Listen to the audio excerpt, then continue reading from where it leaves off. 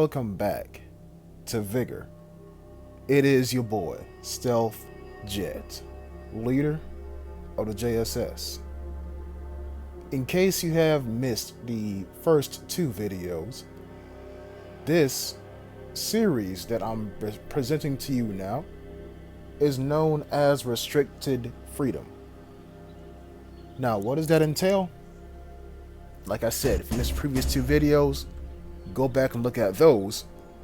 But restrictive freedom entails you used to have freedom to do something, and now you don't. See, while I was playing this game, I had the idea. Since I go for nothing but headshots anyway, and I don't do well in gunfights anyway, why not, how can I put it, cut my potential losses and cap myself out on what I can do? Because you see, when you have ammunition, you feel like you have the option to get into a fight, right? Well, in my new series, my new challenge to you all to start doing this too, restrictive freedom entails this. You take out only 4 rounds, and your weapon better be on single. You take out only 4 rounds. Now, what does this mean for you? This means that if you aim and you shoot, you better be 100% positive that you're going to hit somebody in the head. Because if you miss, guess what? You can't fight back. You only got 3 rounds. So, my restricted freedom challenge to you all is to find a weapon that you like, put only 4 rounds into, well, actually, find a weapon that you like, use it with ammunition to get used to how it plays, then somebody's coming.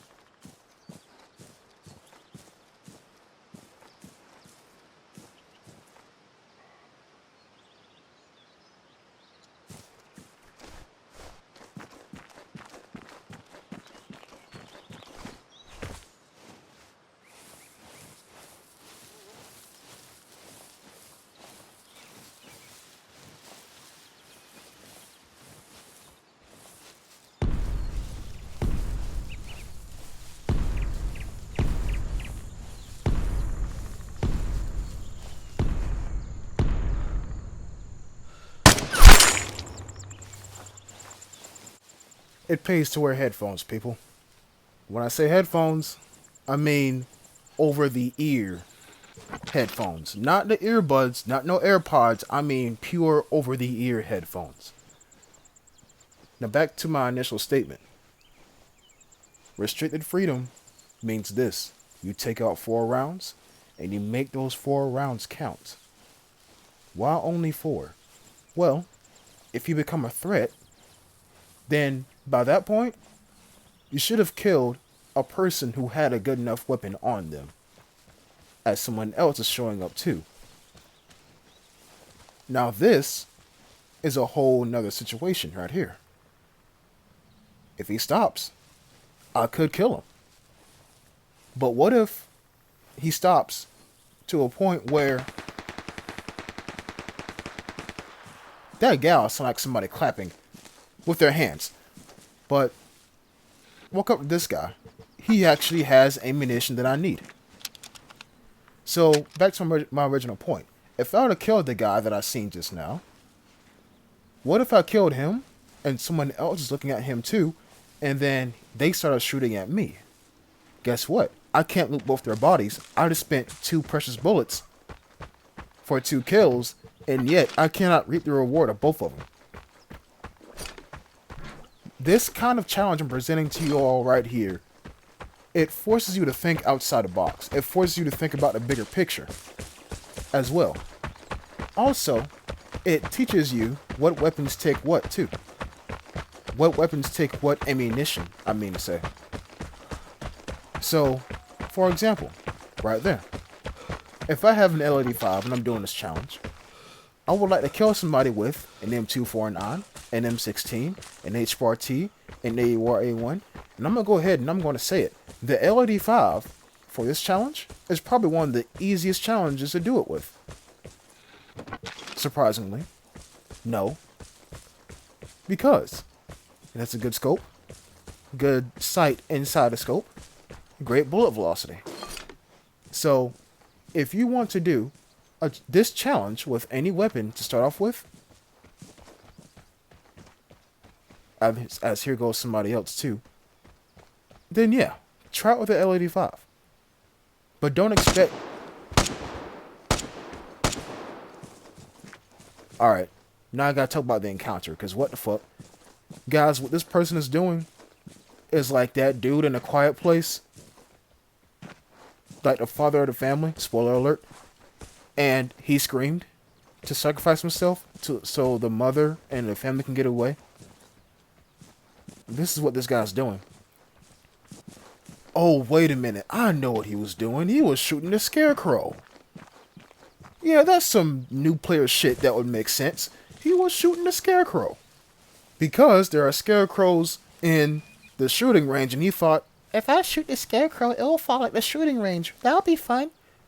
That's what he was thinking. When in all actuality, all he did was draw attention to this area. Motherfucker. It seemed like this area is a high traffic area, wouldn't you say? Now, I'm tracking him. Even though I do have ammunition now, I still imagine myself having only 2 rounds.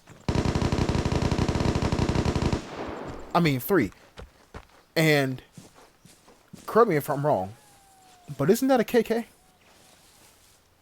And this is also the reason why I held my fire too, because when that fucker started shooting at scarecrows, I'm like, ain't no way nobody didn't hear that. Ain't no way nobody did not hear that. So I just went ahead and assumed that people were going to be coming in like the monsters from A Quiet Place.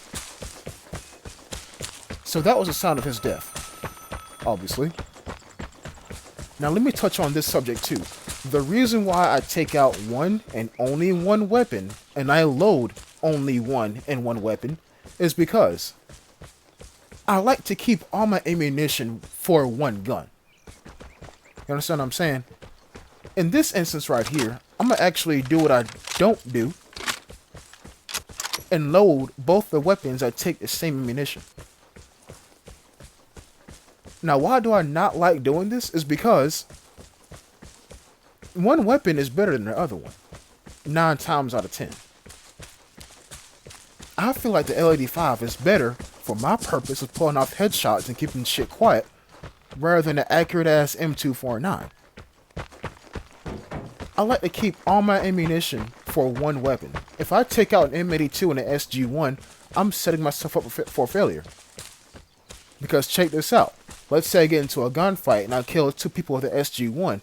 Then I spot somebody at long range, pull out the M82, to only realize I only got 3 bullets left.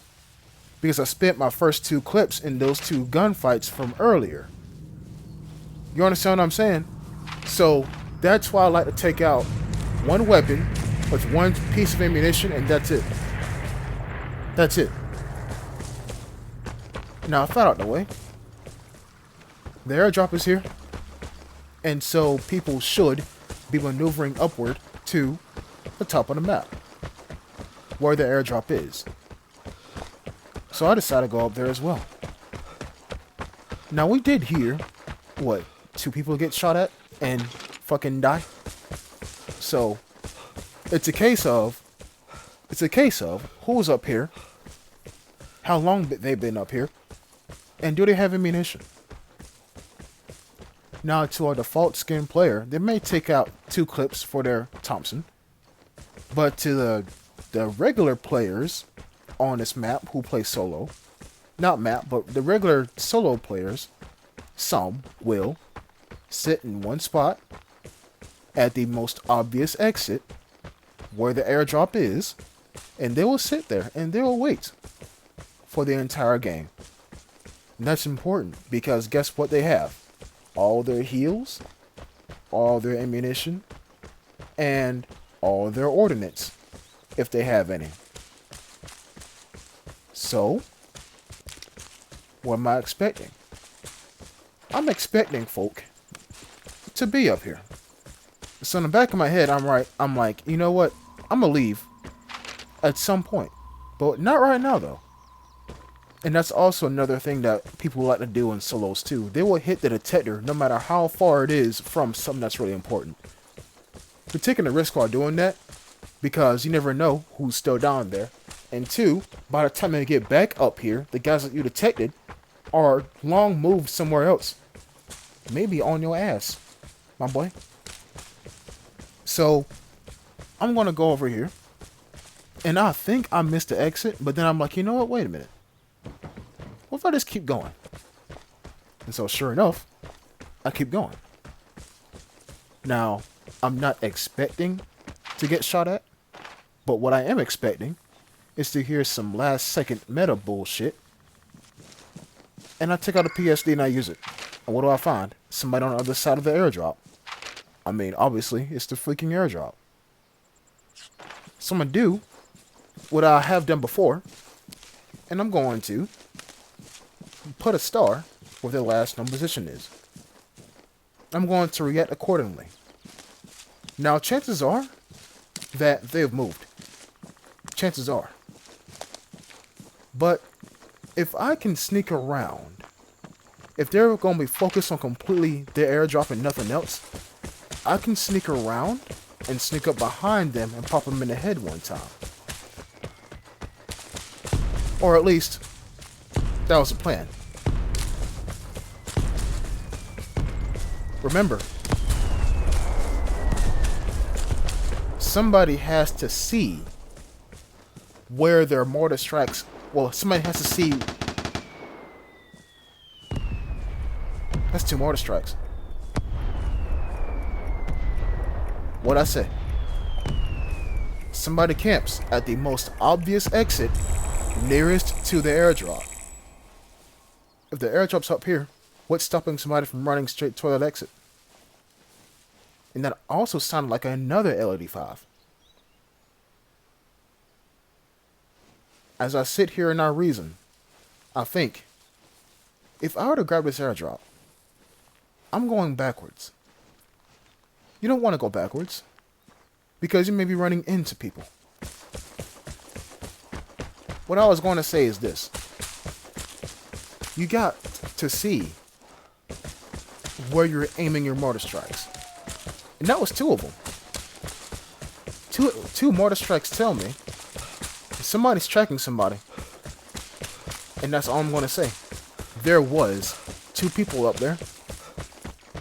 Now, the mortar, if that makes any sense, the originator of the mortar strikes, he's still alive. Gotta be. Gotta be still alive. And so he's probably still up there, still behind a car, near an exit. And somebody down there used a detector again. I don't know why. There's some fucking weird ass shit going on right now. Because by the time you realize where everybody's at, the exit camper, yeah, he's probably going to still be up there. He probably is. But you never know. I might turn around. I'm not going to. But I might turn around. The guy doesn't know that because he hit the detector. Assuming he's hitting the detector just to find out what's going on up here. But Regardless, this is restricted freedom. You take out one weapon and you take out only 4 bullets and you make them count. The cushion that you have of, I got ammunition, I can afford to shoot at this guy, is out the window. This will teach you stealth in the purest form.